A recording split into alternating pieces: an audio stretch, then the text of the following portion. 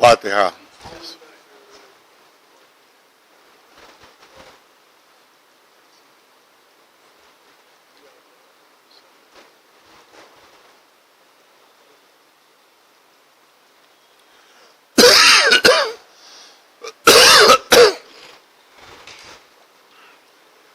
اعوذ باللہ السمیع العلیم من الشیطان اللعین الرجیم، بسم اللہ الرحمن الرحیم، الحمد للہ رب العالمین، والصلاة والسلام علی سید الانبیاء والمرسلین، سیدنا و نبینا و شفیع المذنبین ابی القاسم محمد وأهل بيته الطيبين الطاهرين المعصومين، أما بعد، فقد قال الله سبحانه تبارك وتعالى في كتابه المبين وهو أصدق القائلين: وجعلناهم أئمة يهدون بأمرنا وأوحينا إليهم فعل الخيرات وإقام الصلاة وإيتاء الزكاة وكانوا لنا عابدين۔ صلوات بر محمد وآل محمد۔ جیسا کہ آپ حضرات کو علم ہے کہ پوری دنیا میں اس وقت وبا پھیلی ہوئی ہے اور لاکھوں لاکھ لوگ اس میں اپنی جان دے چکے ہیں۔ خود بہت سے لکھنؤ کے مومنین بھی اس موذی مرض میں مبتلا ہو گئے اور بہت سو کا انتقال بھی ہوا ہے جن کی ہماری اطلاع کے مطابق۔ تو بڑی احتیاط کی ضرورت ہے کیونکہ ابھی تک اس مرض کی کوئی دوا نہیں نکل سکی ہے اور ڈاکٹروں کے مطابق اس میں صرف اور صرف ابھی احتیاط اور بہت سخت احتیاط کرنا چاہیے،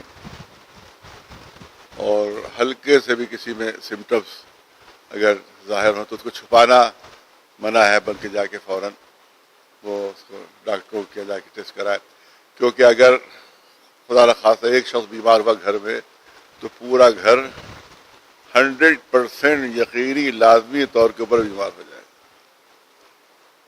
جس کے ہاتھ سے ہاتھ ٹچ ہو جائے گا اور جو بھی قریب بیٹھ جائے گا اسے تو یہ مرض ضرور ہو جائے گا۔ لہذا گورنمنٹ کی طرف سے بہرحال سختی ہے جو ہمارے لیے بہت سخت ہے ہمارے لیے، لیکن بہرحال وہ ایک ضروری چیز بھی ہے خود ہماری جان بچانے کے لیے۔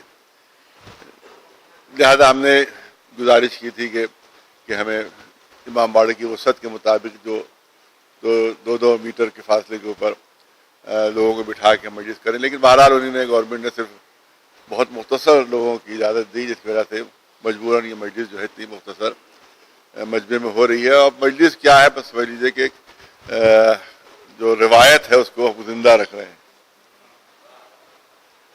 وہ روایت ختم نہ ہو جائے اور کفر میں مجلسوں کا تسلسل نہ ٹوٹ جائے۔ سب سے اہم پہلو یہی تھا جس کے لیے ہم نے اس لیے سختی کی اور اس لیے گورنمنٹ سے اتنی زیادہ بات چیت راتوں کو جاگ کے 4 بجے رات تک گفتگو ہوتی رہی، وہ اسی سبب سے کہ تسلسل نہ ٹوٹے اور کوئی زمانہ ایسا نہ آئے جو ہم کہیں کہ غفر عام میں اشرے کی مجلسیں نہیں ہوئی۔ تو چاہے 2 ہی آدمی ہو، 4 ہی آدمی ہو، 5 ہی آدمی ہو، لیکن یہ مجلسیں ہونا چاہیے تھیں جو الحمدللہ ہو رہی ہیں۔ تو بہرحال یہ اسی سلسلے کی یہ دوسری مجلس ہے، اور جیسے میں نے عرض کیا کہ ابتدائی مجلسوں میں عزاداری کی اہمیت، گریے کی اہمیت، عزا امام حسین کی اہمیت، اور اسی طرح سے جو عزاداری کے اوپر ناسمجھ نافہم اور جو اسلام سے ناواقف لوگ ہیں اور جو سیرت رسول اللہ پر چلنے کا دعویٰ تو کرتے ہیں مگر سیرت کو نہیں جانتے اور سیرت سے نہیں واقف ہے، ان کے ملا ٹلا ان کو جو بتا دیتے ہیں تو بہت ٹوٹی پھوٹی باتیں وہی ان کو معلوم ہوتی ہیں اور ان کو یہ نہیں معلوم ہوتا، ان کو بتایا نہیں جاتا کہ اصل سیرت کیا تھی۔ لہذا وہ کہہ دیتے ہیں کہ صاحب گریہ بدعت ہے، رونا بدعت ہے، محرم منانا بدعت ہے، یہ تمام چیزیں جو ہیں وہ جاہل بیچارے سے بہک جاتے ہیں، اور مولوی جو ہیں وہ جو درباری مولوی ہیں وہ یہ سب باتیں آج تک جو ہے وہ پھیلاتے رہتے ہیں۔ دیکھیے کچھ علماء جو ہیں وہ اسلام کے علماء ہیں، کچھ علماء وہ ہے کہ جو محمدی علماء ہیں، کچھ علماء وہ ہیں کہ جن کا تعلق دامن اہل بیت سے ہے، کچھ علماء وہ ہیں کہ جن کا تعلق جو ہے وہ خانوادہ رسالت سے ہے، جن کا تعلق رسول اللہ کی اولاد سے ہے. وہ یہ دیکھتے ہیں کہ رسول اللہ نے کیسے محرم منایا، اور جن لوگوں کا تعلق ہمیشہ درباروں سے رہا ہے وہ یہ دیکھتے ہیں کہ دربار والے کیا کیا کرتے ہیں. ایک صلوات بھیجے پر محمد وآلہ.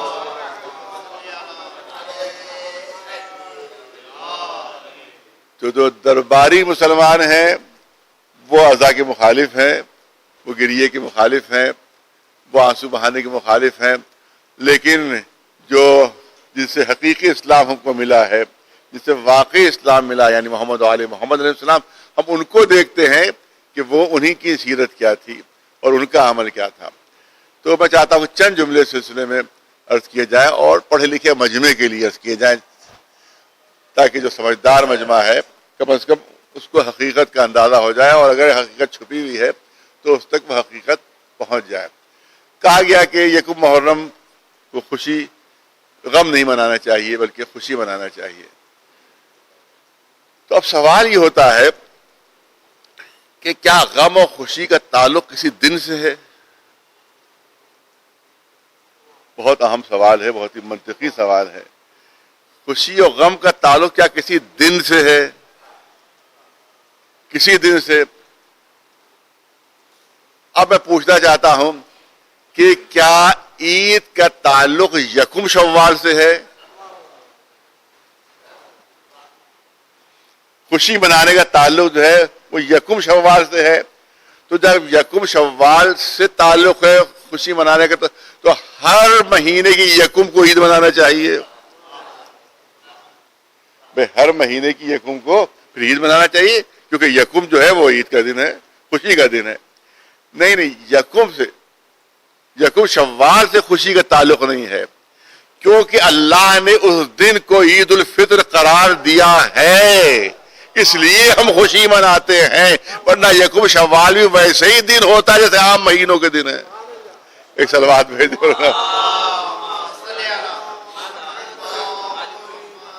اب عید الفطر منائی جاتی ہے یکم شوال کو، تو اب یکم ذی الحجہ کو بھی عید ہونا چاہیے. پھر اب وہ عید ہے 10 کو، توجہ ہے، اب وہ عید ہے 10 ذی الحجہ کو، کیونکہ اللہ نے 10 ذی الحجہ کو عید منانے کا حکم دیا ہے. تو ہم یہ نہیں دیکھتے دن کون سا ہے، یہ دیکھتے حکم اسلامی کیا ہے. ایک صلوات بھیج دے.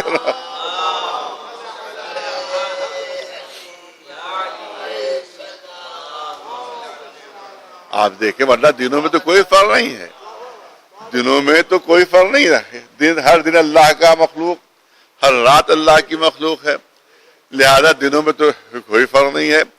تو یکم شوال بھی ویسی ہے کہ جیسے یکم ذی الحجہ ہے، کہ جس کے جیسے یکم ذی القعدہ ہے ویسے یکم شوال بھی ہے.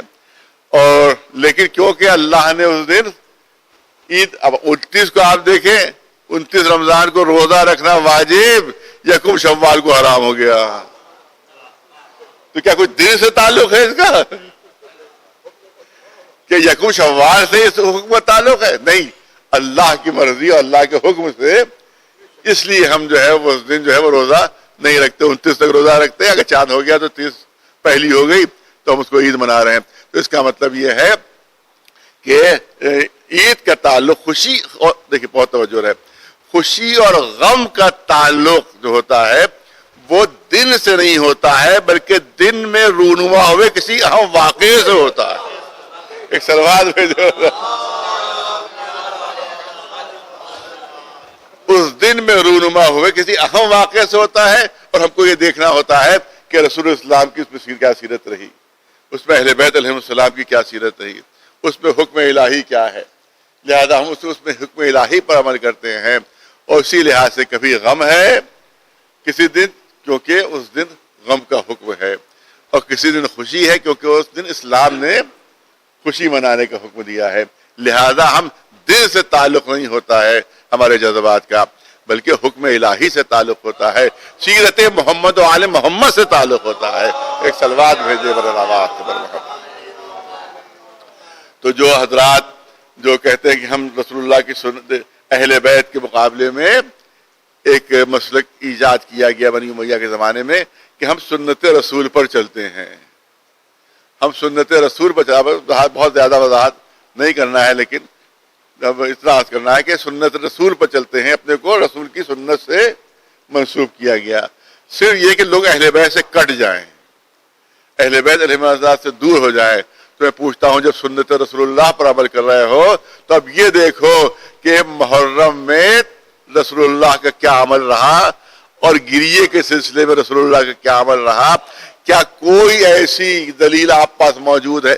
کیونکہ اس لیے مجبوراً میں بھی کہہ رہا ہوں کیونکہ اس دفعہ بھی کافی مبارکبادیں دی گئی اور معلوم ہے کہ پہلا سال کا پہلا دن مبارک ہو، سال کا پہلا دن مبارک ہو، سال کا پہلا دن مبارک ہو.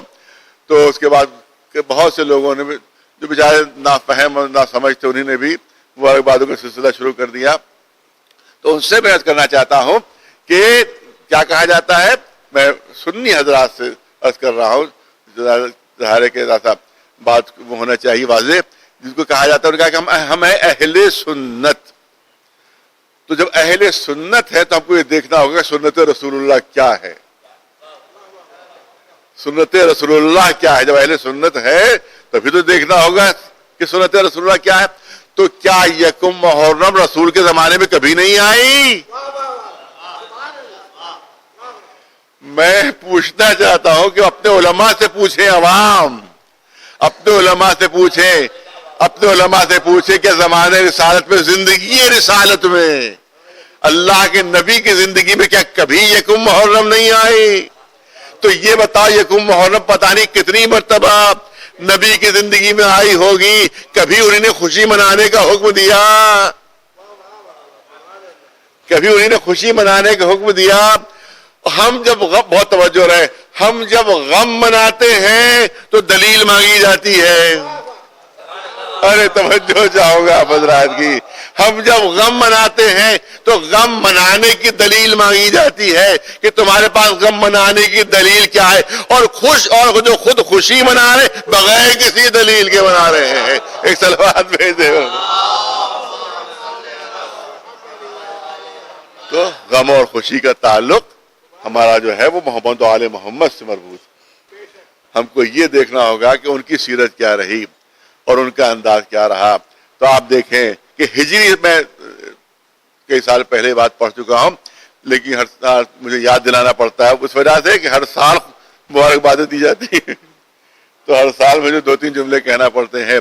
تو اب یہ عرض کرنا یہ ہے کہ یہ بتائیں کہ ہجری یہ سال کا نام کیا ہے؟ عربی سال کا نام، عربی سال کا نام کیا؟ ہجری سال. یہ ہجری کہے سے بنا ہے؟ یہ عام مسلمانوں سے سوال ہے یہ کہ ہجری کہے سے بنا؟ ہجرت سے. تو ہجرت کیا ہے مجھے بتایا جائے. ہجرت ہے ہجر سے. ہجر کے معنی ہے جدائی. ہجر کے معنی جدائی. آج بھی شعراء کے جتنے بھی غمگین شعر ہیں وہ سب ہجر کے موضوع پر ہیں، سب ہجر کے موضوع پر ہے. تو ہجر میں کبھی خوشی نہیں منائی گئی ہے. لفظ ہجر خود غم کی دلیل ہے. توجہ رہے، لفظ ہجر خود غم کی دلیل ہے. تو اسی سے لفظ ہجرت بنا ہے. تو مجھے اتنا بتایا جائے کہ جو ہجرت ہو رہی ہے اس لیے بہت توجہ چاہتا ہوں، مسلمان عوام کی توجہ چاہوں گا، مسلمان عوام کی توجہ چاہوں گا اور بہت توجہ چاہوں گا. مجھے اتنا بتایا جائے کہ یہ ہجرت سے منسوب ہے. ہجری سال ہے، رسول اللہ کی ہجرت سے منسوب ہے. رسول اللہ کی جب ہجرت سے منسوب ہے تو مجھے یہ بتایا جائے کہ جب رسول اللہ ہجرت فرما رہے تھے تو خوش تھے کہ غمگین تھے؟ رسول اللہ جب ہجرت فرما رہے تھے تو خوش تھے یا غمگین تھے؟ رسول اللہ غمگین تھے، اہل بیت غمگین تھے، اصحاب غمگین تھے، کیونکہ مکہ چھوٹ رہا ہے، وطن چھوٹ رہا ہے، لہذا سب کے سب غمگین تھے، غم منا رہے تھے. ہجرت میں سب غم منا رہے تھے. رسول اللہ بھی غمگین تھے، اصحاب کرام بھی غمگین تھے، ازواج بھی غمگین تھی، سب کے سب غمگین تھے، اور ایک مشہور صحابی تو ہجرت کے دن رو رہے تھے۔ تو اس کا مطلب یہ ہے کہ ہجرت کے سلسلے میں رونا یہ سیرت صحابہ ہے۔ تو اب دیکھو جب ہجری سال ہے تو یہ دیکھو غم کون منا رہا ہے اور خوشی کون منا رہا تھا۔ ارے رسول اللہ غم منا رہے تھے، دشمنان رسول خوشی منا رہے تھے۔ اب بتاؤ کس کی سیرت پر عمل کر رہے ہو؟ ایک صلوات بھیجے مولانا آواز صبر محمد والے۔ اب کس کی بہت مشہور ہے کہ جیسی عربی سال کے سلسلے میں بحث و گفتگو ہوئی کہ کب یہ ہجری سال، یہ سال کس طرح سے شروع کیا جائے، تو بہت سارے لوگوں نے مشورہ دیا کہ بعثت سے شروع ہو، فلاں وقت سے شروع، فلاں وقت سے شروع۔ مولا کائنات علی بن ابی طالب علیہ السلام نے مشورہ دیا کہ ہجرت سے یہ سال شروع کیا جائے، اور اس کے بعد ہجرت اگرچہ یکم محرم کو نہیں ہوئی تھی لیکن پھر بھی سلسلہ سال کا جو تھا وہ یکم محرم سے وہ شروع کیا گیا اور نام رکھا گیا ہجری سال۔ تو مولا علی نے مشورہ دیا کہ سال جو ہے اس کو ہجری رکھا جائے، سال کا نام ہجری ہو اور ہجرت سے شروع ہو، مصلحت مولا، کیونکہ جب لوگ مسلسل بچے سنیں گے کہ ہجری سال ہے، ہجری سال ہے، تو وہ بچہ اپنے باپ سے پوچھے گا کہ وہ ہجرت ہے کیا چیز، وہ ہجرت میں ہوا کیا تھا۔ تو جب باپ بتائے گا کہ وہ دن تھا کہ جب رسول اللہ مکہ چھوڑ رہے تھے، جب مکہ چھوڑ رہے تھے تو وہ بھی پوچھے گا کہ رسول کی حفاظت کا انتظام کیسے ہوا تھا۔ تو ان کو بتانا پڑے گا کہ رسول نے اپنے بھائی کو، اپنے جانشین کو اپنے بستر پر لٹایا تھا، اس کو لٹا کر ہجرت کی تھی۔ تو اس کا مطلب یہ ہے کہ ہجرت کے ساتھ ساتھ علی کی قربانی کا تذکرہ بھی ہوتا رہے گا۔ ایک صلوات بھیجے برنواز۔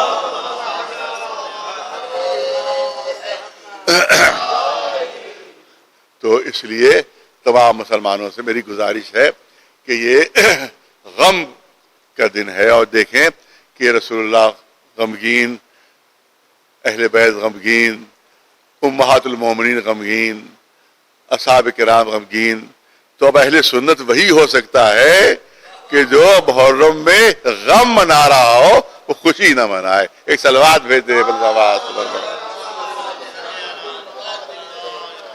یہ چند جملے ضروری۔ اس کے بعد آپ دیکھیں کہ گریے کے سلسلے میں کہا جاتا ہے کہ صاحب یہ گریہ جو ہے یہ بدعت ہے، اور یہ ہے، میں بدعت کے اوپر 7-8 سال پہلے پورا اشرا پڑھ دیا تھا میں نے، صرف بدعت کے موضوع کے اوپر۔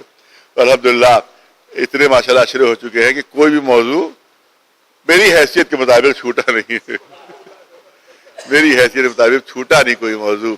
تقریباً میں خیال میں ابھی حساب میں نہیں لگایا، میں خیال میں 35واں یہ اشرا ہے، 35واں اشرا ہے جو میں والد مرحوم کے انتقال کے بعد پڑھ رہا ہوں۔ 23 سال میرے والد نے مجلس میں پڑھی، 40 سال میرے دادا نے پڑھی۔ 23 سال والد نے پڑھی، 40 سال میرے دادا نے پڑھی، اور یہ میرا 35واں سال اس اشرے کا چل رہا ہے۔ اور توفیق الہیہ رہی، زندگی رہی، حیات رہی تو انشاءاللہ یہ سلسلہ جاری رہے گا۔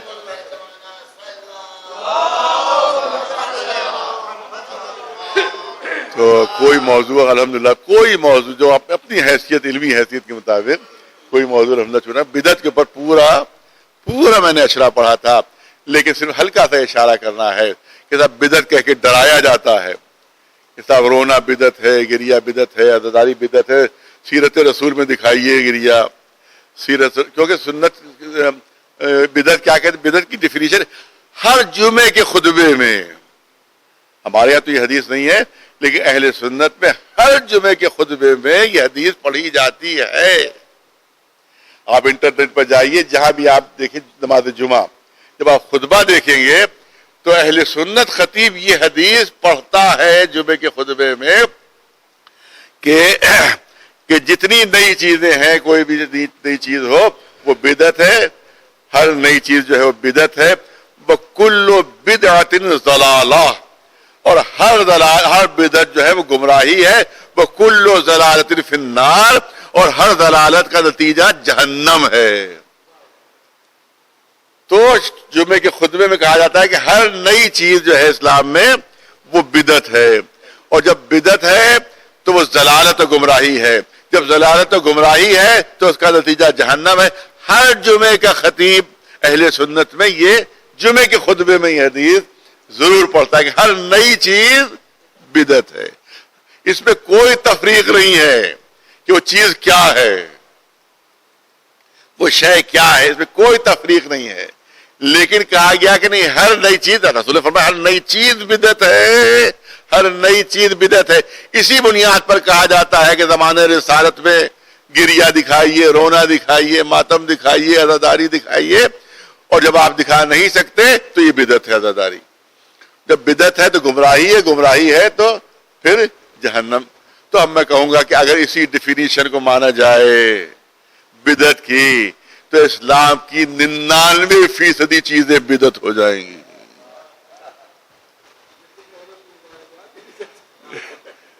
99 چیزیں بدعت ہو جائیں گی, 99% چیزیں بدعت ہو جائیں گی.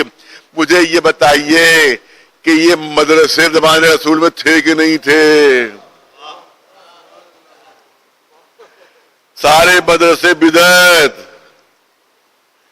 یہ بتائیے قرآن مجید پرنٹڈ زمانے رسول میں تھا کہ نہیں تھا؟ تو جتنے بھی پرنٹڈ قرآن ہیں وہ سب کے سب بدعت ہو جائیں گے. زمانہ رسالت میں خط کوفی میں قرآن مجید لکھا جاتا تھا, آج جو خط نسخ میں لکھا جا رہا ہے تو یہ قرآن کی لکھائی بدعت, یہ قرآن کے خط جو ہے وہ بدعت, قرآن کا چھاپنا بدعت.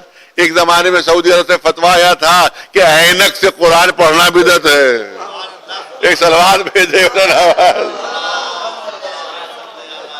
کیونکہ زمانے سال میں عینک نہیں تھی, لہذا عینک سے کہ بیچارہ بڈھا ہو گیا اور عینک سے قرآن پڑھ رہا ہے, تو عینک سے قرآن پڑھنا بدعت ہے.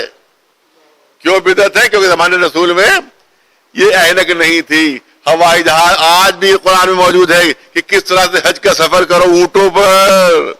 تو ہوائی جہاز پہ جو مولوی صاحب جاتے ہیں حج کرنے, تو ہوائی جہاز سے حج کرنا بدعت. ہوائی جہاز سے نہیں, ابھی بات تھوڑی سی اور آگے بڑھے گی, بس 5 منٹ لینا ہے. ہوائی جہاز سے یہ بدعت. زمانے رسالت میں نہ ڈالر تھے نہ پاؤنڈ تھے.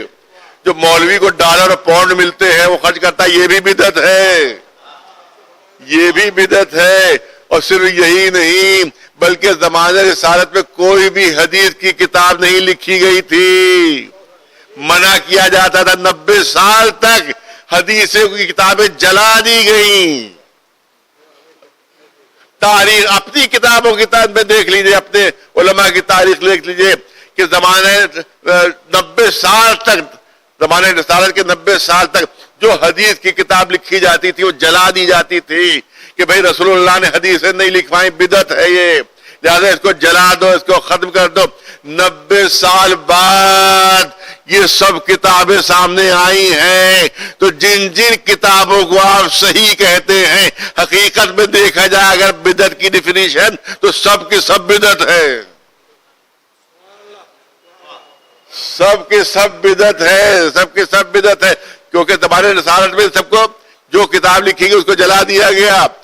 تو ظاہر اس کے بعد 90 سال بعد, یہ الگ موضوع بالکل ہے کہ 90 سال بعد جب یہ حدیثیں جمع کی جانے لگی نہ تو کوئی صحابی زندہ تھا اس وقت, اکثر تبع تابعی بھی دنیا سے رخصت ہو چکے تھے, لہذا لاکھوں جعلی حدیثیں آ گئیں, لاکھوں جعلی حدیثیں آ گئیں, اور پورا علم اس پر بنانا پڑا, علم حدیث, کہ ہم کیسے سمجھے کون رسول کی حدیث ہے اور کون رسول کی حدیث نہیں ہے. یہ کیوں ہوا؟ اس لیے 90 سال تک منع تھا لکھنا, اس وجہ سے زحمت پیش ہے. لاکھوں جعلی حدیثیں گڑھ لی گئی, بنا لی گئی, جس کی وجہ سے امت میں 73 فرقے پیدا ہو گئے. ورنہ یہ حدیثیں اگر موجود ہوتی تو فرقہ ایک ہی ہوتا, 73 نہ ہوتے. ایک سلوات بھیجے ورنہ آواز. یہ 73 فرقے ہوئے, اس کی بنیاد یہی حکم تھا کہ حدیث نہیں لکھی جائے گی, کیونکہ اگر حدیث لکھتے تو پتا چلتا کون سی آیت کس کے لیے نازل ہوئی ہے, کون سی کس کی مدح میں ہے, کون سی کس کی مذمت میں ہے. تو پتہ کتنوں کے راز کھل جاتے. ایک صلوات بھیجے مولانا عباس پر محمد. تو یہ تمام کتابیں جو ہیں وہ سب بدعت ہیں. اس کے بعد جو مولوی صاحب یہ پلاؤ نوش فرماتے ہیں یہ بھی زمانے رسالت میں نہیں تھا, لہذا یہ پلاؤ بھی بدعت ہے. اور یہ فلاں جگہ کے جو کباب نوش فرماتے ہیں وہ کباب کھانا بھی بدعت ہے. یہ تمام چیزیں زمانے رسالت میں نہیں تھی, یہ سب چیزیں بدعت ہوئی جا رہی ہیں. کار پر سفر کرنا بدعت, یہاں تک کہ سائیکل چلانا بھی بدعت ہو جائے گی. آپ جائیے تو پیدل جائیے, سواری پر سوار نہیں ہو سکتے, یا گھوڑے پر جائیے یا اونٹ پر جائیے یا پیدل جائیے, بقیہ سب چیزیں بدعت ہیں. لہذا مجبور ہوئے ابن حجر عسقلانی نے اپنی شرح بخاری فتح الباری فی شرح البخاری میں بدعت کی قسمیں کی. رسول فرما رہے ہر نئی چیز بدعت. وہ حدیث پیش کی جاتی ہے کہ ہر نئی چیز بدعت. ابن حجر عسقلانی نے فتح الباری فی شرح البخاری میں بدعت کی قسمیں بیان کی. بدعت کی قسمیں ان کا 5 ہیں. ایک بدعت واجب, بدعت بھی ہے اور واجب بھی ہے. ایک بدعت واجب, یہ حدیثوں کی کتابیں, کیونکہ رسول کی حدیثیں ختم نہ ہو جائیں لہذا حدیثوں کی کتابیں لکھنا جو ہے یہ واجب بدعت ہے, یہ واجب بدعت ہے. پھر لکھا کہ کچھ بدعت جو ہے وہ مستحب ہے. مستحب یعنی یہ مدرسے قائم کرنا, یہ تمام چیزیں قائم کرنا یہ مستحب بدعت ہے. کچھ بدعتیں جو ہیں وہ مباح ہیں, جیسے پلاؤ کھانا, کباب نوش فرمانا, یہ سب جو ہے بدعتیں جو ہیں وہ مباح ہے. کچھ بدعتیں مکروہ ہیں, جیسے وہ لباس استعمال نہ کرنا جو زمانے رسالت میں تھا, نیا لباس استعمال کر لینا یہ مکروہ ہے, مگر مکروہ ہے مگر بدعت ہے, بدعت ہے. اس کے بعد لکھا ہے حرام بدعت. 5 بہت توجہ جہاں تک آواز جا رہی ہے. پھر ابن حجر بہت بڑے عالم ہیں, بہت بڑے عالم عالم اسلام کے, فتح الباری فی شرح صحیح البخاری اس میں لکھتے ہیں کہ آخری قسم ہے حرام بدعت. حرام بدعت. اب مثال انہی کی دیوی ہے, ارے توجہ رہے, مثال انہی کی دیوی ہے حرام بدعت. کہا کہ کیا مثال کیا ہے؟ کہ امام وقت کے خلاف بغاوت کرنا یہ حرام بدعت ہے. اب دیکھو کس نے امام وقت کے خلاف بغاوت کی ہے, جو حرام بدعت کا مثال بن گیا ہے. ایک صلوات بھیجے مولانا عباس.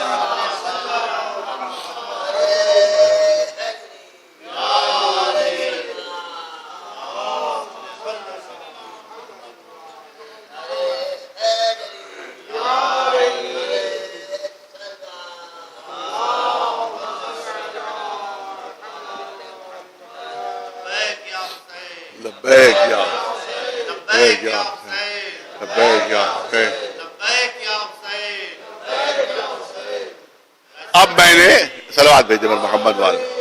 اب میں نے جملہ میں نے کہا 8-10 سال پہلے میرا موضوع تھا, اس وقت میں نے جملہ کہا تھا, اس میں جملہ کہا تھا کہ 99% چیزیں بدعت ہیں, 99% چیزیں بدعت ہیں. آپ عزاداری کو بدعت کہتے ہیں, آپ عزاداری کو بدعت کہتے ہیں. تو اس وقت میں نے جملہ کہا تھا کہ جب اتنی چیزیں بدعت ہیں تو اتنی بدعتیں آپ کر رہے ہیں, ایک بدعت کی ہمیں بھی اجازت دے دیجئے. ایک صلوات بھیجے.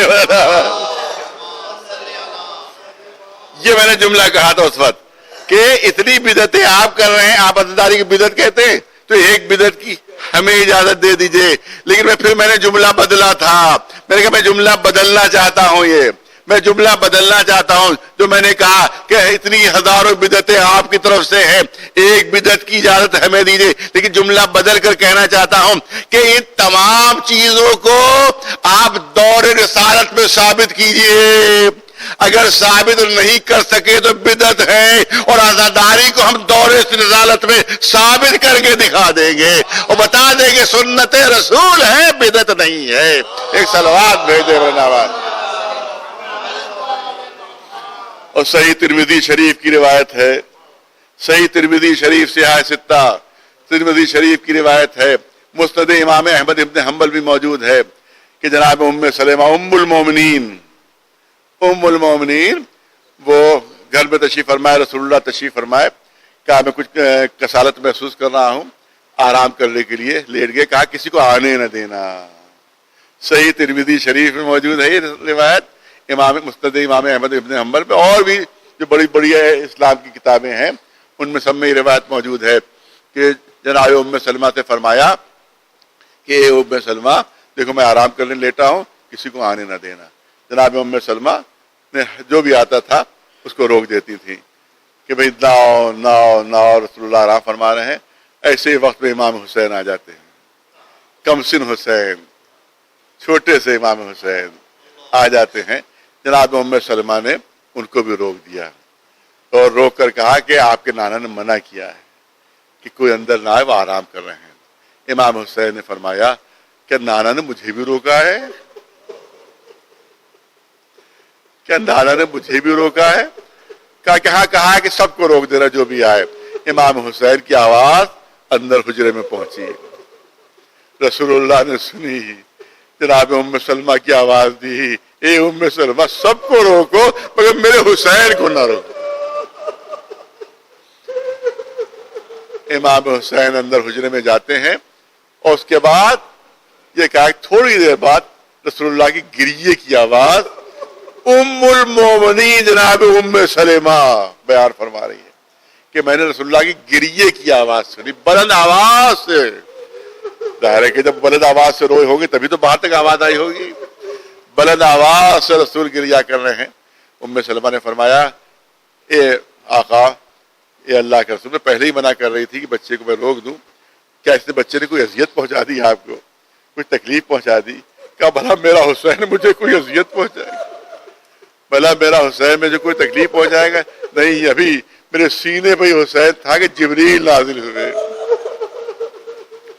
اور جبریل نے بتایا کہ آپ کا یہی نواسہ کربلا کے میدان میں 3 دن کا بھوکا پیاسا شہید کر دیا جائے گا، اور کربلا کے مصائب بیان کیے، میں اس پر رو رہا ہوں، اس پر رو رہا ہوں۔ اس کا مطلب ہے عزا حسین سنت رسول اللہ ہے، آپ کی کتابوں کے مطابق سنت رسول اللہ ہے، سنت رسول اللہ ہے۔ آپ نے گریہ بھی فرمایا یہ عزاداری، تو اس کا مطلب ہے کہ تمام چیزیں بدعت ہو سکتی ہیں مگر گریہ اور عزاداری بدعت نہیں ہو سکتی ہے۔ صلوات بھیج دے بر محمد و آل محمد۔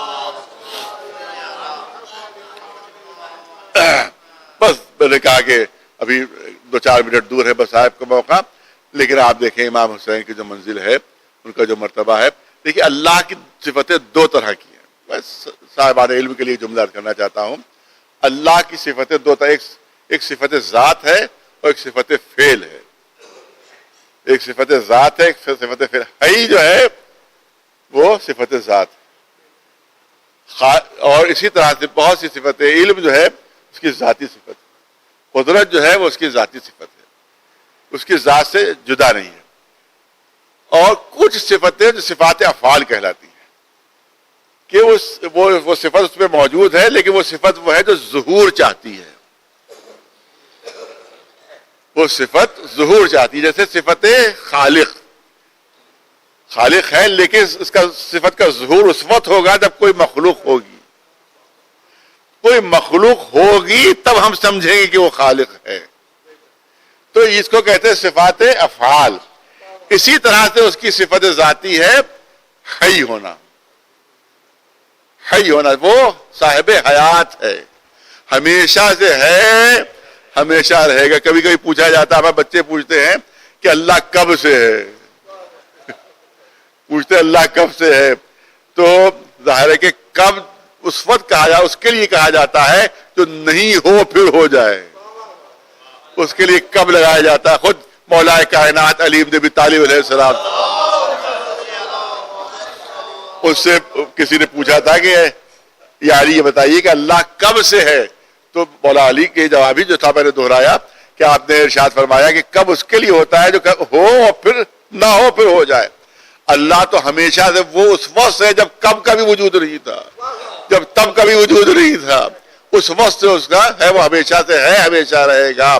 تو اس کا مطلب ہے وہ حی ہے، اس کی ذاتی صفت ہے۔ لیکن ایک صفت فعل ہے محیی،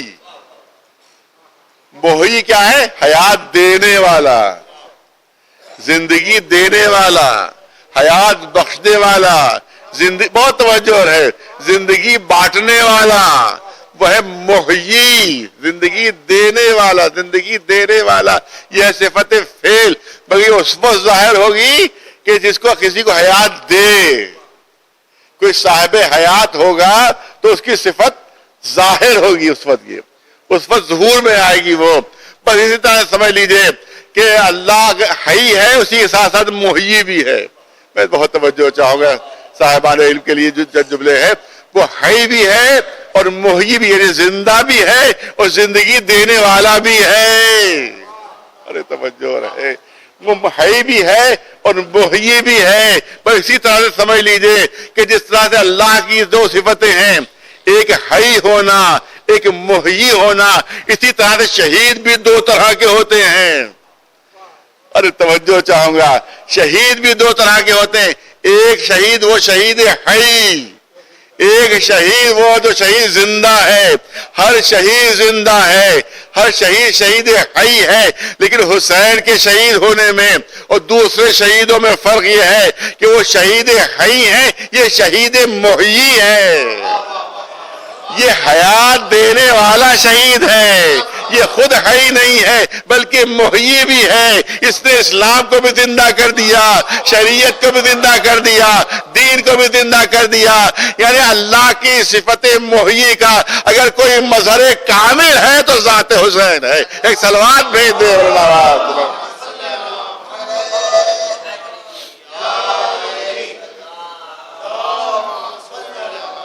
ایک صلوات بلند آواز سے بر محمد۔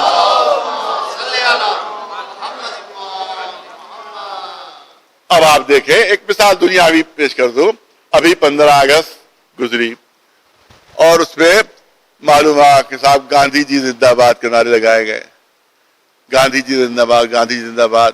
وہ گاندھی کہاں زندہ ہے جو کو زندہ باد کہا جا رہا ہے موجود؟ نہیں موجود ہے، لیکن اس کے بعد بھی زندہ باد کے نعرے آج بھی لگتے ہیں۔ زندہ باد کے نعرے، بھئی زندہ باد کے نعرے کیوں لگا رہے ہیں آپ؟ کہا انہی نے جو کارنامہ انجام دیا ہے وہ زندہ ہے۔ ارے توجہ ہے، انہی نے ہندوستان کو آزادی دلائی ہے، تو جب تک ہندوستان آزاد رہے گا گاندھی زندہ باد کے نعرے لگتے رہیں گے، کیونکہ اس کا کارنامہ زندہ ہے۔ تو کیونکہ جب تک ہندوستان آزاد ہے ہم کہیں گے گاندھی زندہ باد۔ اسی لیے آج بھی حسین زندہ باد کا نعرہ لگایا جاتا ہے اور قیامت تک یہ نعرہ لگتا رہے گا، کیونکہ حسین نے اسلام کو قیامت تک کی زندگی دے دی ہے۔ ایک صلوات بھیجے محمد، ایک صلوات بلند آواز سے بر محمد۔ بس ایک واقعہ اور میں عزائم، بعض لوگ کہتے ہیں کہ صاحب بہت زیادہ جو پڑھ لکھ جاتے ہیں اور جن کو علم ہضم نہیں ہو پاتا تو وہ کہتے ہیں ارے صاحب سیمینار کیجئے، جیسے میں نے کل بھی کہا تھا سیمینار کیجئے۔ وہ بڑے بڑے ہوٹل بک کراتے ہیں، اس میں سیمینار کرتے، کرسیاں لگی ہوئی اور اس کے وہ تقریر کر رہے ہیں۔ وہ ارے صاحب مجلس سے فرش اعضاء سے یہ کیا فائدہ ہے، اس سے کوئی تبلیغ وغیرہ نہیں ہوتی ہے، اور یہ آپ جو یہاں بیٹھ کے دو چار جملے جو رو لیتے ہیں آپ، اس سے کیا فرق پڑتا ہے؟ سیمینار کیجئے اور سب کیجئے، تب کہیں جا کے مقصد امام حسین پورا ہوگا۔ لیکن واقعہ آپ سن لیجئے کہ ایک بہت بڑے عالم نے یہ واقعہ بیان کیا ہے۔ انہوں نے ارشاد فرمایا کہ ایک مرتبہ امام حسین علیہ السلام ان کے خواب میں آتے ہیں۔ امام حسین علیہ السلام جو خواب میں قدموں پر جنہیں سر رکھ دیا آقا، آپ یہ بتائیے کہ یہ جو مجلس یہ مشہور ہے کہ ہر مجلس میں آپ تشریف لاتے ہیں، تو کیا یہ بات سچ ہے، درست ہے؟ کہا کہ ہاں میں ہر مجلس میں آتا ہوں، ہر مجلس میں آتا ہوں، کوئی مجلس ایسی نہیں ہے کہ چیز چھوٹ جائے اس میں میں نہ آؤں۔ تو اب اس نے جرأت کر کے پوچھا کہ آقا یہ بتائیے کہ کوئی مجلس ایسی بھی ہوتی ہے کہ جس مجلس کے ہونے کا آپ انتظار کرتے ہو، جس مجلس کے ہونے کا آپ انتظار کرتے ہو؟ مولانا نے فرمایا نہیں میں تو ہر مجلس میں جاتا ہوں، ہر مجلس میں جاتا ہوں۔ اب ان کو اندازہ ہوا کہ شاید مولا بتانا نہیں چاہ رہے ہیں، کہ نہیں آپ کو قسم ہے علی اکبر کی، آپ یہ بتائیے کوئی مجلس ایسی بھی ہوتی ہے کہ جس میں آپ جانے کی تمنا کرتے ہیں اور آپ جانے کا وہاں انتظار کرتے ہیں کہ وہ مجلس ہو تو میں جاؤں، کہ تم نے ایسی قسم دے دی کہ اب میں تم سے بتا سکتا ہوں کہ میں کون سی مجلسیں ایسی ہوتی. کہا کہ ابھی تمہارے محلے سے تھوڑی سی دور ایک ضعیفہ ہے، وہ جو مجلس کرتی ہے تو میں انتظار کرتا ہوں کہ وہ مجلس کرے تو میں جاؤں، وہ مجلس کرے تو میں جاؤں. میں اس کی مجلس کا انتظار کرتا ہوں کیونکہ اس کے مجلس کا دن کوئی معین نہیں ہے، دن معین نہیں. اس کو جب بھی اس کو آذو کا فراہم ہو جاتا ہے وہ مجلس کرتی ہے. تو اس کے مجلسوں کے دن بدلتے رہتے ہیں، اس لیے میں انتظار کرتا ہوں کہ دیکھیں کب وہ مجلس کر رہی ہے، دیکھیں کب وہ مجلس کر رہی ہے. اب ان عالم دین کو بہت تعجب ہوا کہ بھئی کون سی ضعیفہ ہے، کیسا اس کا مرتبہ ہے، کیسی اس کی بلندی ہے کہ امام تمنا کرتے کہ وہ مجلس کرے. تو بہرحال وہ پہنچے اس ضعیفہ کیا دیکھیں بہت ضعیف خاتون ہے اور اس کے مجلسیں شروع ہو گئی. 2-3 مجلسیں ہو چکی تھیں، 2 یا 3 محرم تھی. تو پہنچے وہاں کہ آپ کی مجلسیں ہو رہی ہیں؟ کہا ہاں میں مجلسیں کر رہی ہوں، 2 مجلسیں ہو چکی ہیں اور ابھی جتنے میری استطاعت ہوگی اس کے بعد بھی آگے آئندہ بھی مجلسیں کروں. تو انہی نے یہ کہا ان عالم دین نے کہ ساری مجلسیں آپ میرے سپرد کر دیجئے اس کا انتظام، اور میں پورا انتظام ان مجلسوں کو کروں گا، سارا خرچ میرے اوپر. انہی نے بتایا نہیں کہ میں نے خواب کیا دیکھا ہے، نہیں بتایا اس ضعیفہ کو کہ خواب کیا دیکھا ہے. کئی جتنی مجلسیں جو باقی رہ گئی ہیں یہ سب آپ میرے سپرد کر دیجئے اور میں سارا خرچہ اس کا برداشت کروں گا. اس نے کہا بھائی نہیں یہ نہیں ہو سکتا، کیونکہ گھر کا خرچہ جو ہے میرا شوہر برداشت کرتا ہے، وہ گھر کا خرچہ تو میرا چلتا ہے شوہر کی آمدنی سے، لیکن میں دوسروں کے گھروں میں جا کے جھاڑو دیتی ہوں، برتن مانجتی ہوں، ان کی خدمت کرتی ہوں، اور اس سے جو پیسے جمع ہوتے ہیں وہ اس سے مجلسیں کرتی ہوں. تو سال بھر محنت کرنے کے بعد جو آذو کا جمع ہو جاتا ہے میں اس سے مجلسیں کرتی ہوں. لہذا یہ مجلسیں میں آپ کو نہیں دے سکتی، یہ تو میری زندگی ہے مجلسیں، یہ تو میری حیات کا برکت ہے. اس وقت ان عالم دین نے فرمایا اے ضعیفہ آپ کا مرتبہ یہ ہے کہ آپ کی مجلس کا انتظار آقا حسین کیا کرتے ہیں. اس کا مطلب یہ ہے کہ اگر دل میں خلوص پیدا کرو تو مجلس ایسی ہو جائے گی کہ حسین خود اس کا انتظار کریں گے. اب نہ کہنا کہ سیمینار کر لو مقصد پورا ہو جائے گا، یہ نہ کرنا کہ ہوٹلوں میں جمع ہو جاؤ مقصد پورا ہو جائے گا. خلوص سے اگر 2-3 آدمی بھی جمع ہو اور وہ مجلس ہو رہی ہو تو حسین اس مجلس کا خود انتظار کرتے. ہاں عزاداروں زیادہ وقت نہیں رہا ہے اور آج 2 محرم، یہ محرم تاریخ وہ ہے جب رخصت امام حسین مدینے سے یہاں پڑھی جاتی ہے. لہذا میں اسی مناسبت سے چند جملے کرنا چاہتا ہوں.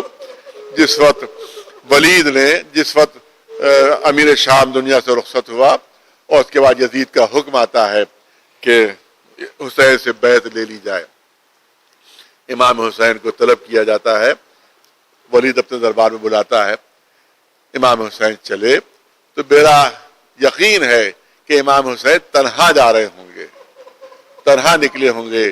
یہ جناب زینب ہوں گی جو تڑپ کر کبھی جناب عباس کے پاس پہنچی ہوگی، یہ عباس دیکھو بھائی اکیلے جا رہے ہیں، اے علی اکبر تم بھی جاؤ، اے قاسم تم بھی جاؤ، اے مسلم تم بھی جاؤ. لہذا سب کے سب امام حسین کے ساتھ ہوئے. 18 بنی ہاشم جو ہے وہ امام حسین کے ساتھ ساتھ ہے. قصر کے دروازے پہنچے، امام نے فرمایا دیکھو میں اندر جا رہا ہوں، جب تک دیکھو میری آواز بلند، تم لوگ سب باہر رہو، جب اگر میری آواز بلند ہو جائے تو تمہیں اجازت ہے تم اندر داخل ہو سکتے ہو. تفصیل نہیں کرنا، تفصیل تو آپ مسلسل سنتے رہتے ہیں کہ ولید نے حکم بتایا کہ بھئی امیر شام دنیا سے رخصت ہو گیا ہے، اس کی جگہ پر اس کا بیٹا یزید بیٹھا ہے اور اس نے بیعت طلب کی ہے، لہذا آپ سے بیعت کا مطالبہ ہے. امام حسین تفصیل نہیں، صرف جو خلاصہ ہے آخر میں امام حسین کے وہ جواب جو تاریخ میں ثبت ہے کہ میرے ایسے یزید کے ایسوں کی بیعت نہیں کرتے، اور اگر بیعت تم کو مطالبہ کرنا ہی ہے تو کل پورے مدینے کو جمع کر لینا اور جب پورا مدینہ جمع ہو جائے اس پر مجھ سے بیعت مانگنا تو اس وقت میں جواب دوں گا. اب حسین اٹھ کر جانے لگے تو مروان وہاں پر موجود تھا. مروان کی زبان سے نکلا اے ولید حسین کو جانے نہ دینا, کیونکہ اگر حسین چلے گئے تو پھر ہاتھ نہیں آئیں گے, یا بیعت لے لو یا سر کاٹ دو. یہ سننا تھا کہ علی کے لال کو جلال آ گیا. یبن الزرقاء, تیری یہ ہمت کی تیری زبان پہ جملے. ادھر آواز بلند ہوئی, ادھر دارالعمارہ کا دروازہ ٹوٹتا ہے. آگے آگے جناب عباس تلوار لیے ہوئے, پیچھے پیچھے بنی ہاشم کی جماعت چاہتے تھے کہ مروان پہ حملہ کرے. امام حسین نے فرمایا, ہاتھ روک دیا, اے عباس ہم جنگ میں کبھی پہل نہیں کرتے, لہذا اے عباس صبر کرو, اے عباس صبر کرو. اس کے بعد اب یقین ہو گیا امام حسین کو کہ میں مدینے میں نہیں رہ سکتا. لہذا تاریخ یہ کہتی ہے کہ عالم یہ تھا جناب امام حسین کا کہ قبروں پر جاتے تھے, قبروں سے لپٹ لپٹ کے فریاد کرتے تھے. کبھی رسول اللہ کی قبر پر, کبھی جناب شہزادی فاطمہ زہرا کی قبر پر, کبھی امام حسین کی قبر پر, اور قبر سے لپٹ کے فریاد کرتے, اے نانا میری تمنا تو یہ تھی کہ پوری زندگی قبر کی مجاوری میں بسر کر دوں, لیکن آپ کی امت مدینے میں رہنے نہیں دے رہی. کبھی ماں کی قبر پر پہنچ کر فریاد کر رہے ہیں, کبھی بھائی کی قبر پر لپٹ کے فریاد کر رہے ہیں. آخر میں وہ شب آتی ہے کہ جس کی صبح کو روانہ ہونا ہے, جس کی صبح کو روانہ ہونا ہے. تو اب پوری رات یہ عالم تھا. آقا کا تاریخ کہتی ہے کہ قبروں سے رخصت ہو کر, مزاروں سے رخصت ہو کر گھر آتے تھے, تھوڑی دیر گھر میں رکتے تھے, پھر تڑپ کر قبروں پر پہنچ جاتے. گریا ہے, ماتم ہے, آخر میں صبح نمودار ہوئی. مولا گھر کے سامنے ایک کرسی بچھا کر بیٹھ گئے. پہلو میں جناب عباس کھڑے ہوئے ہیں, جناب علی اکبر ہے, جناب قاسم ہے. ایک کنیز منظر کشی کرتی ہے کہ میں ایک بلندی سے پورا منظر دیکھ رہی تھی کہ امام حسین کرسی پہ تشریف فرما اور جو بنی ہاشم ہے وہ پہلو میں کھڑے ہوئے. وہ کہتی ہے کہ میں نے دیکھا کہ ایک معظمہ سیاہ چادر اوڑھے ہوئے وہ نکلی گھر سے باہر. جیسی معظمہ باہر نکلی ویسے قاسم دوڑ کر آگے بڑھے, ان معظمہ کو اونٹ پر سوار کروایا. وہ کنیز کہتی ہے میں سمجھ گئی کہ یہ ام فروا ہے, والدہ جناب قاسم, کہ جس کے لیے جناب قاسم آگے بڑھے. اس کے بعد وہ کہتی ہے کہ پھر ایک معظمہ اور باہر آئی. اس کے بعد یہاں کے اوپر وہ کہتی ہے میں نے دیکھا کہ جناب علی اکبر آگے بڑھے اور ان معظمہ کو سوار کروایا. وہ کہتی ہے میں سمجھ گئی کہ یہ ام لیلا ہے جن کے لیے علی اکبر آگے بڑھے. اس کے بعد جب ایک معظمہ باہر نکلی تو خود جناب عباس آگے بڑھے اور انہیں نے آگے بڑھ کر اس معظمہ کو سوار کروایا. وہ کہتی ہے میں سمجھ گئی کہ یہ جناب ام کلثوم ہے. اب سنیے ایک روایت جو میری نظر سے گزری ہے جو آپ کے سامنے میں پیش کرنا چاہتا ہوں. وہ کہتی ہے کہ اب آخر میں جناب زینب کو نکلنا ہے, لیکن تاخیر ہو رہی ہے, زینب باہر نہیں نکل رہی ہے. بہت توجہ, بس 2-3 جملے. تاخیر ہو رہی ہے, جناب زینب باہر نہیں نکل رہی ہے. اب سوال یہ ہوتا ہے کہ زینب کی تاخیر کا سبب کیا ہے. ایک روایت ملی ہے جو آپ کے سامنے عرض کرنا چاہتا ہوں کہ جس وقت تمام بیویاں سوار ہونے لگی تو ایک ننھی سی بچی ہے جو بیماری کے عالم میں ہے, جس کے لیے منع ہے کہ سب سفر کریں گے مگر یہ بچی سفر نہیں کرے گی, یہ بچی ساتھ نہیں جائے گی. یہ کون ہے؟ فاطمہ صغرا. صغرا نے کہا جب بیویاں سوار ہونے لگی کہ میری چارپائی کو دروازے کے سامنے رکھ دیا جائے تاکہ وہاں سے میں بیویوں سے رخصت ہو لوں. جناب ام لیلا سے رخصت ہوئی, جناب ام فروا سے رخصت ہوئی, جناب ام کلثوم سے رخصت ہوئی. آخر میں جب جناب زینب رخصت ہونے لگی بچی کو گلے لگایا اور چاہتی تھی کہ دروازے کا رخ کرے تو قدم آگے نہیں بڑھ رہے ہیں, قدم آگے نہیں بڑھ رہے ہیں. اب جو دیکھا فاطمہ صغرا دامن سے لپٹی, اے پھوپھی اماں اس وقت تک جانے نہیں دوں گی جب تک بابا سے اجازت نہیں دلوا لیجیے گا. آپ دیکھیں بچی کی طرف, بچی کی بے چینی.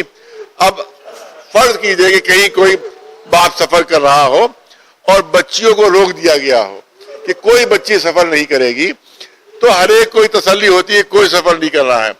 لیکن جناب صغرا دیکھ رہی تھی کہ ہر بچی کو سفر کی اجازت ہے.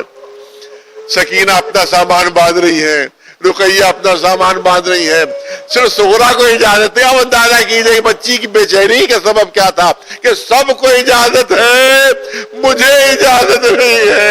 اے بھومی اماں، اس وقت تک آپ کا دامن نہیں چھوڑے گی جب تک آپ بابا سے اجازت نہ دلوا دیجئے۔ جناب زینب فرماتی ارے بھیا کو بلاؤ۔ امام حسین کو بلایا گیا، امام حسین تشریف لاتے ہیں۔ اے بہن زینب کیا بات ہے، تاخیر کیوں ہو رہی ہے، آپ کیوں نہیں آ رہی سوال ہونے کے لیے؟ کہا بھیا اس بچی کی حالت تو دیکھیے، ایسا لگتا ہے روح پرواز کر جائے گی، ایسا لگتا ہے جان نکل جائے گی۔ اے بھیا آپ کا اتنا اصرار کیوں ہے اس بچی کے سلسلے میں؟ میں سمجھتی ہوں کہ اگر آہستہ آہستہ قافلے کو چلایا جائے تو یہ بچی سفر کی تکان برداشت کر لے گی۔ امام نے فرمایا اے بہن زینب اس بچی کے لیے اصرار نہ کرو، ارے سب جائیں گے مگر فاطمہ صغرا نہیں جائیں گی۔ جب زیادہ اصرار کیا تو زینب نے طلب کر کہا اے بھیا آپ کو میرے حق کی قسم ہے، ارے سبب بتائیے کہ آخر اس بچی کے لیے آپ کا یہ حکم کیوں ہے؟ جب حق کی قسم دی، جب امام حسین فرماتے ہیں اے بہن زینب تمہیں تو معلوم ہی ہے کہ میری ماں کی ہو بہو شبیہ میری بیٹی یہی فاطمہ صغرا ہے، مجھے ہر مصیبت منظور ہے، ہر امتحان منظور ہے، مگر یہ بات مجھے منظور نہیں ہے کہ میری ماں کی شبیہ بازاروں دروازوں میں بے پردہ لے جائے۔ ارے سب جائیں گے، فاطمہ صغرا ساتھ نہیں۔